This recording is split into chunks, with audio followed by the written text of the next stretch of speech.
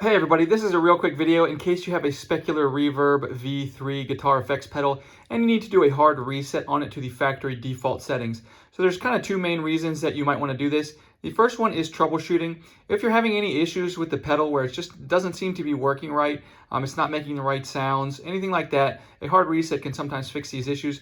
And the other thing is, if you have any saved settings or anything like that with the configuration, and you just want to clear everything out and return it to the way it was when it came out of the box, we can do this and you can just get a fresh start on the whole thing.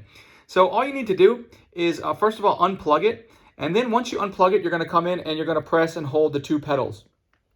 And while you're pressing and holding the two pedals, you can go ahead and restore power to the device and just continue to hold those pedals until you see this light here, the blend light and the intensity light will both flash 4 times, 1, 2, 3, 4, indicating that the hard reset has been completed.